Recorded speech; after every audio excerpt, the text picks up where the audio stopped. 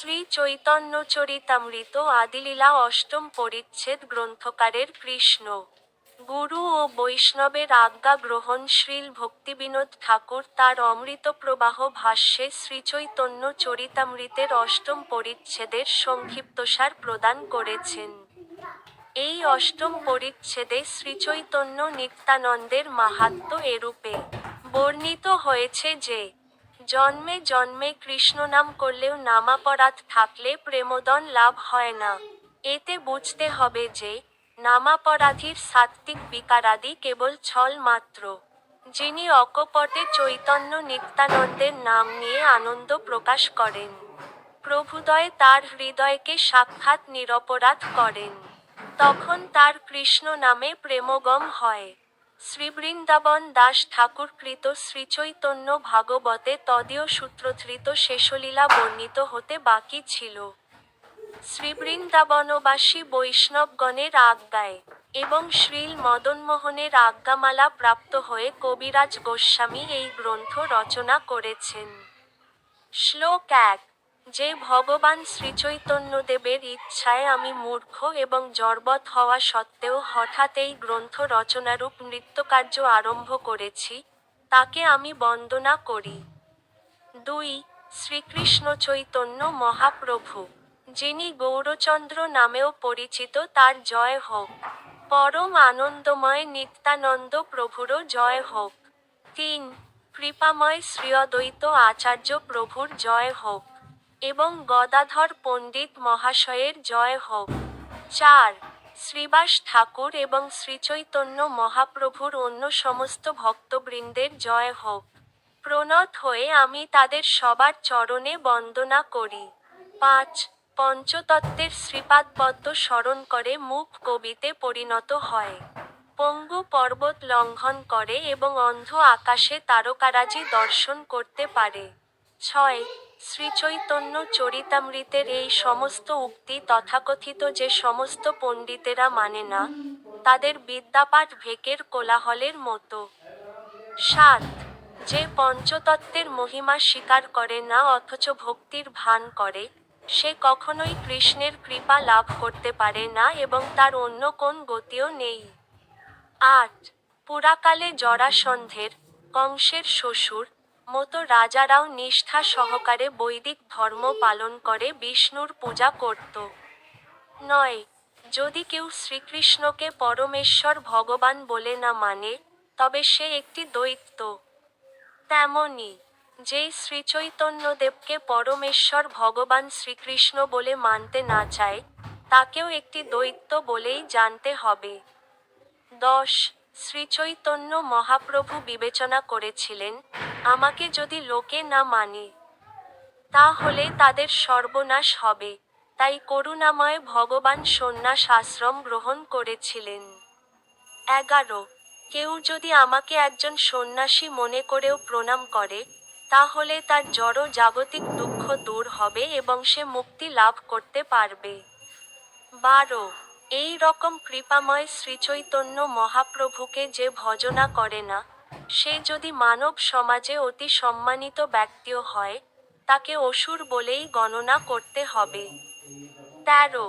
তাই আমি ঊর্ধ্ববাহু হয়ে আবার বলছি, হে মানব সকল, কুতর্ক ছেড়ে দিয়ে দয়া করে শ্রীচৈতন্য ও নিত্যানন্দের ভজনা কর। ১৪। তার্কিকেরা বলে, যতক্ষণ পর্যন্ত না যুক্তি তর্কের মাধ্যমে লাভ হচ্ছে, ততক্ষণ কিভাবে বোঝা যাবে যে, আরাধ্য বস্তুটি কি? ১৫।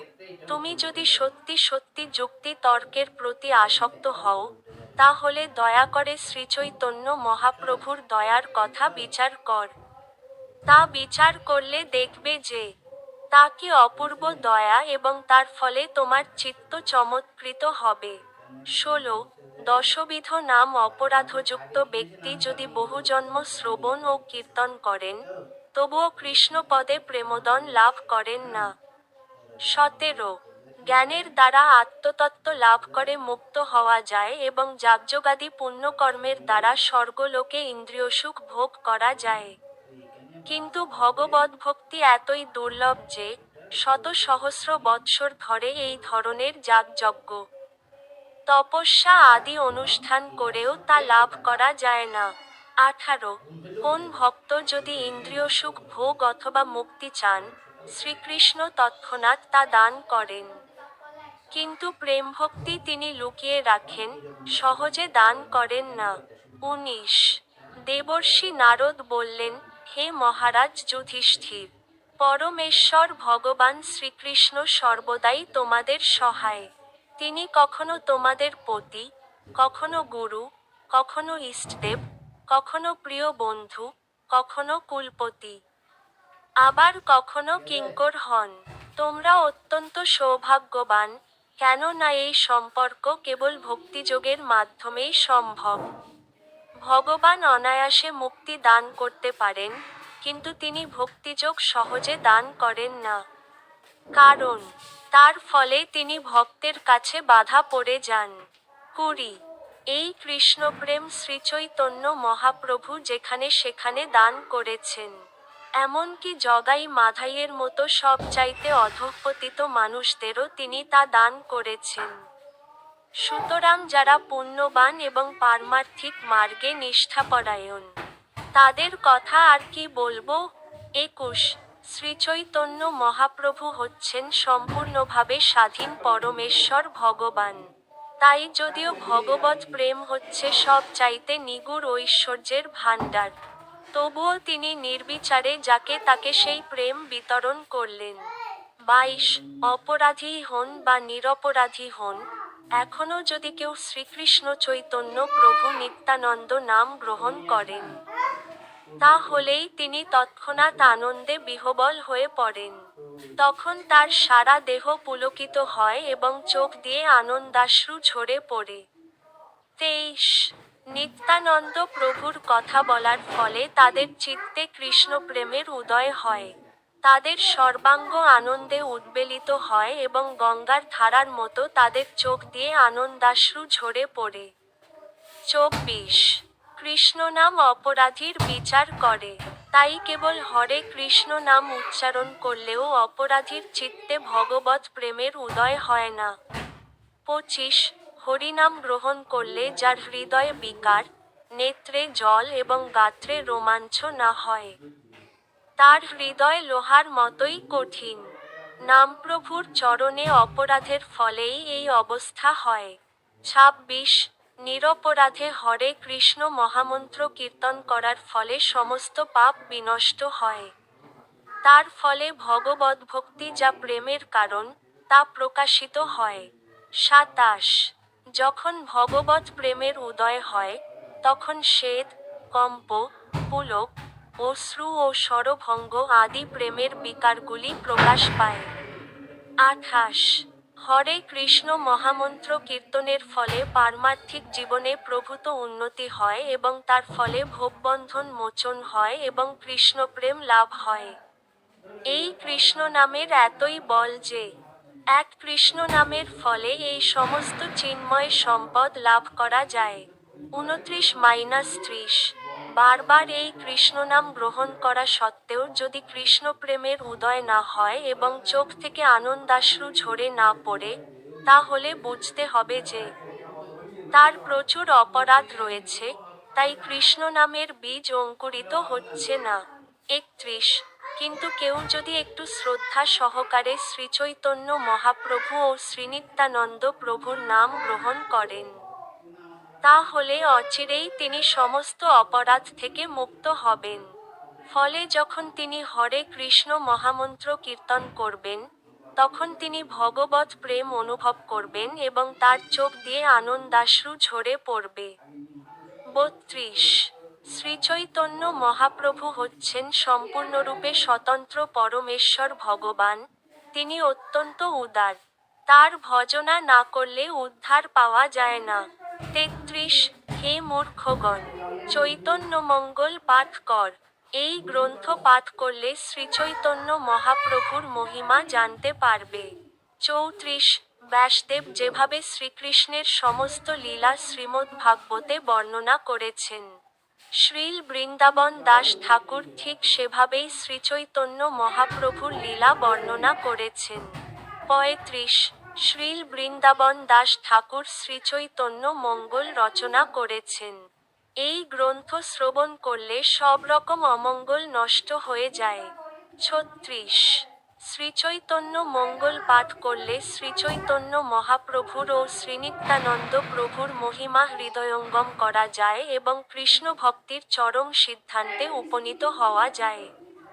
৩৭ শ্রীমদ্ভাগবতের প্রামাণিক তত্ত্ব উল্লেখ করে শ্রীল বৃন্দাবন দাস ঠাকুর শ্রীচৈতন্য মঙ্গলে, পরবর্তীকালে শ্রীচৈতন্য ভাগবত নামে পরিচিত, ভগবদ্ভক্তির সিদ্ধান্তের সারাংশ বর্ণনা করেছেন। ৩৮ মহাপাষণ্ডী বা যবনও যদি শ্রীচৈতন্য মঙ্গল শ্রবণ করেন, তাহলে তিনি এক মহাবৈষ্ণবে পরিণত হন। ৩৯ এই গ্রন্থের বিষয়বস্তু এত গভীর যে, কোন মানুষের পক্ষে তা রচনা করা সম্ভব নয়। তাই মনে হয় যেন শ্রীচৈতন্য মহাপ্রভু স্বয়ং শ্রীল বৃন্দাবন দাস ঠাকুরের মুখ দিয়ে কথাগুলি বলেছেন। ৪০ বৃন্দাবন দাস ঠাকুরের শ্রীপাদপদ্মে আমি অনন্ত কোটি প্রণতি নিবেদন করি। জগতের সমস্ত অধঃপতিত জীবদের উদ্ধার করার জন্য এই রকম অপূর্ব গ্রন্থ আর কেউ রচনা করতে পারেন না। ৪১ নারায়ণী নিত্যকাল শ্রীচৈতন্য মহাপ্রভুর উচ্ছিষ্ট ভোজন করেন। তার গর্ভে শ্রীল বৃন্দাবন দাস ঠাকুর জন্মগ্রহণ করেছিলেন। ৪২ শ্রীচৈতন্য মহাপ্রভুর লীলা তিনি কি অপূর্ব সুন্দরভাবে বর্ণনা করেছেন। ত্রিভুবনে যে তা শ্রবণ করে, সেই পবিত্র হয়।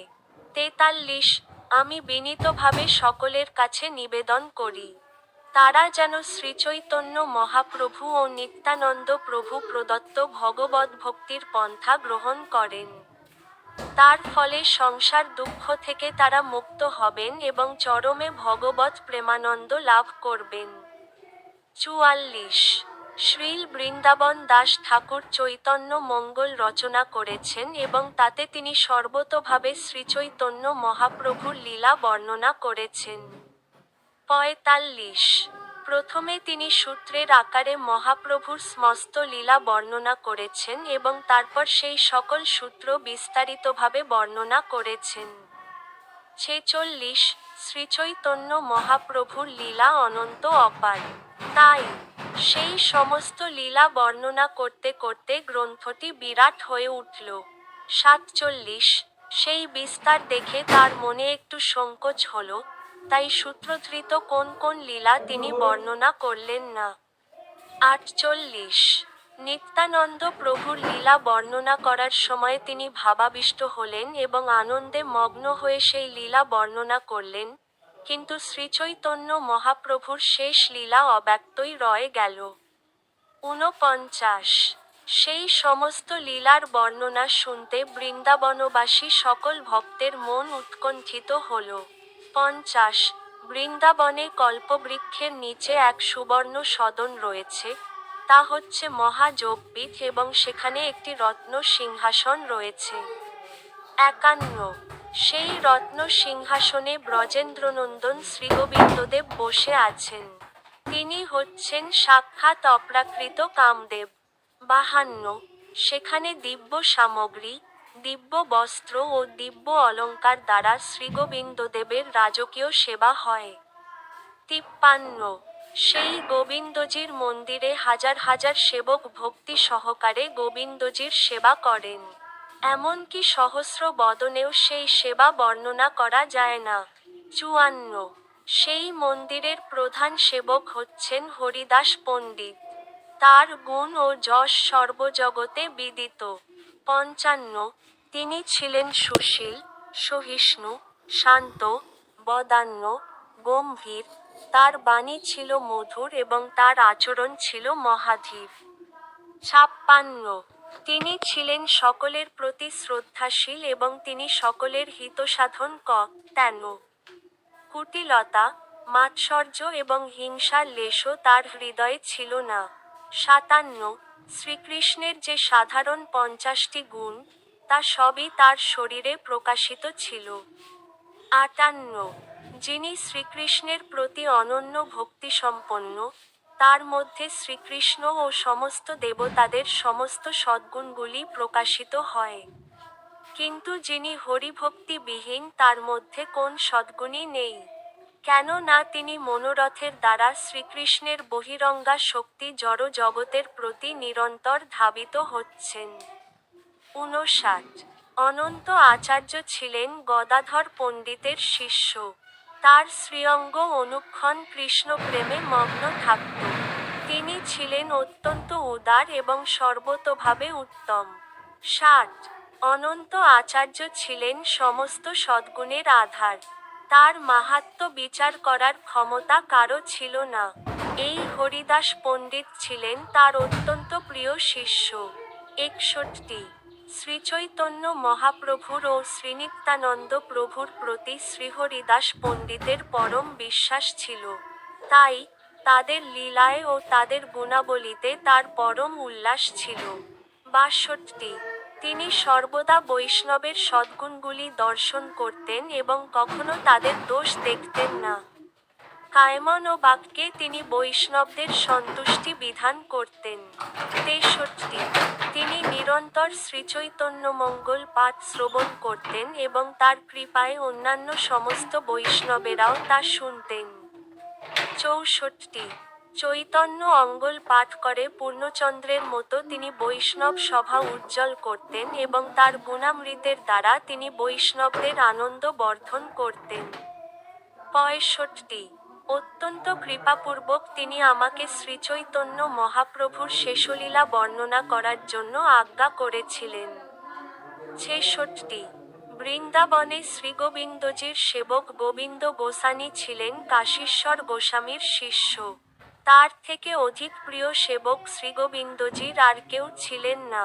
৬৭ শ্রীল রূপ গোস্বামীর সঙ্গী শ্রীযাদবাচার্য গোসানি শ্রীচৈতন্য মহাপ্রভুর লীলা শ্রবণে ও কীর্তনে অত্যন্ত উৎসাহী ছিলেন। ৬৮ পণ্ডিত গোসাকৃর শিষ্য ভূগর্ভ গোসানি নিরন্তর গৌরকথা শ্রবণ কীর্তনে মগ্ন থাকতেন। তাছাড়া তিনি আর অন্য কিছু জানতেন না। ৬৯ গোবিন্দের পূজক চৈতন্যদাস মুকুন্দানন্দ চক্রবর্তী ও মহান ভগবৎ প্রেমিক কৃষ্ণদাস ছিলেন তার শিষ্য।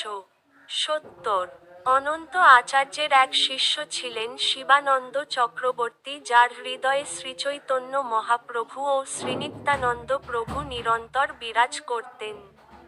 ৭১ বৃন্দাবনে আরও অনেক মহান ভক্ত ছিলেন। তারা সকলেই শ্রীচৈতন্য মহাপ্রভুর শেষলীলা শ্রবণের জন্য আকাঙ্ক্ষিত ছিলেন। ৭২ তারা সবাই করুণা করে আমাকে শ্রীচৈতন্য মহাপ্রভুর শেষলীলা বর্ণনা করতে আদেশ দিয়েছিলেন। তাদের আদেশেই আমি নির্লজ্জের মতো শ্রীচৈতন্য চরিতামৃত রচনা করার চেষ্টা করছি। ৭৩ বৈষ্ণবের আজ্ঞা পেয়ে চিন্তিত অন্তরে আমি মদনগোপালের মন্দিরে গিয়েছিলাম তার আদেশ ভিক্ষা করার জন্য। ৭৪ আমি যখন মন্দিরে মদনমোহন দর্শন করতে গেলাম, তখন পূজারী গোসানিদাস ভগবানের শ্রীচরণের সেবা করছিলেন। তখন আমিও ভগবানের শ্রীপাদপদ্মে প্রার্থনা নিবেদন করলাম। ৭৫ ভগবানের আদেশ প্রাপ্ত হওয়ার জন্য আমি যখন তার কাছে প্রার্থনা করলাম, তখন তার গলা থেকে একটি মালা খসে পড়ল। ৭৬ তখন সেখানে উপস্থিত সমস্ত বৈষ্ণবগণ উচ্চৈঃস্বরে বলে উঠলেন, হরি বল, হরি বল, হরি বল, এবং পূজারী গোসানি দাস সেই মালাটি এনে আমার গলায় পরিয়ে দিলেন। ৭৭ সেই আজ্ঞামালা পেয়ে আমি অত্যন্ত আনন্দিত হয়েছিলাম এবং তৎক্ষণাৎ আমি এই গ্রন্থ রচনার কাজ আরম্ভ করেছিলাম। ৭৮ প্রকৃতপক্ষে শ্রীচৈতন্য চরিতামৃত আমি লিখিনি। শ্রীমদনমোহন আমাকে দিয়ে তা লিখিয়েছিলেন। আমার লেখা ঠিক সুখ পক্ষীর, তোতা পাখির পুনরাবৃত্তির মতো। ৭৯ বাজিকর যেভাবে কাঠের পুতুলকে নাচায়, ঠিক সেভাবেই শ্রীমদ্নগোপাল আমাকে দিয়ে এই গ্রন্থ লিখিয়েছেন। ৮০ শ্রীমদনমোহন হচ্ছেন আমার কুলের অধিদেবতা, যার সেবক হচ্ছেন রঘুনাথ দাস, শ্রীরূপ গোস্বামী ও সনাতন গোস্বামী।